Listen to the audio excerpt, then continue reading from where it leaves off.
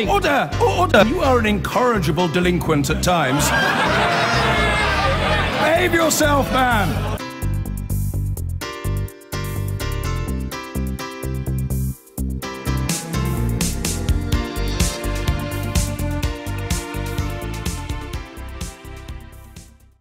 Now, earlier this morning, the former UKIP leader, remember him? Yeah, he's called Nigel Farage, and he was asked if he was going to stand in the general election. I think he's done so 7 times before. This is what he had to say. I've not made my mind up. I've got to weigh up. How can I best help Brexit? Do I do it by standing for the House of Commons, or do I do it by staying as leader of a group in the European Parliament, where ultimately there's going to be a veto over the Brexit deal? I will decide over the next 2 days. Which way are you leaning? I'm not sure. I'm being pushed and pulled in different directions. I'm really, genuinely, at this moment in time, not sure.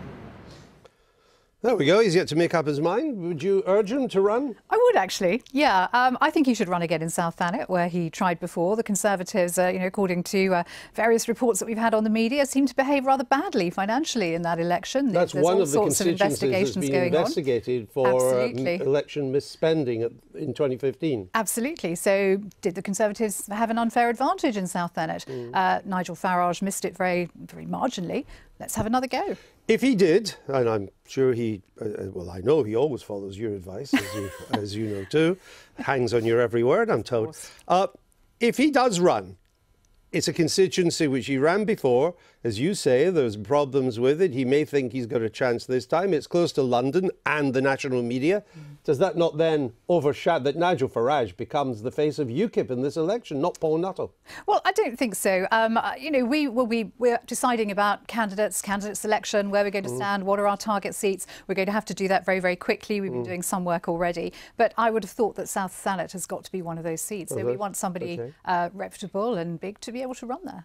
Should Paul Nuttall have another go at Stoke, the by-election he lost? I think Paul, again, is thinking where it's best for him to stand. He had talked in the past about standing in Lee, Andy Burnham's seat. He's obviously standing down. Mr Burnham, I see standing down. He's not running again. Absolutely. So maybe Paul will feel that that's a better fit for him. Stoke was a very unusual situation, wasn't it? What about you? Me, I unfortunately am not going to be standing anywhere. Why not? Because Paul Nuttall has asked me to write the manifesto. Well, you did it last time. I did it last time. I did it in 4 weeks, 4 months last time. It nearly killed me. It was exhausting. Now I've got 4 weeks, so I'm afraid it's going to be head down from Monday. I won't have time to do anything else. And it'll be shorter this time.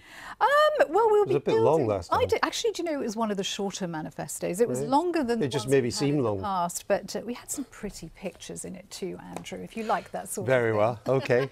Right. Well, now we know you're writing the manifesto. Well, one more piece of breaking election news. Nigel Farage has just announced that he will not be a candidate on June the 8th. He says he wants to concentrate his time in the European Parliament, not the British one, as he believes he can have more of an impact there on the Brexit negotiations ahead.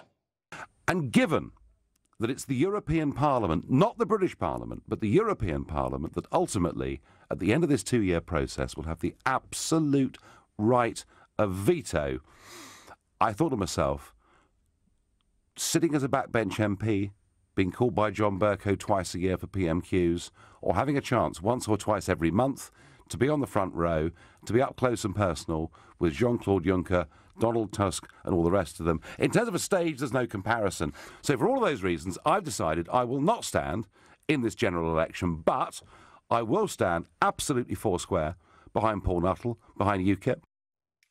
He had lost 7 times before.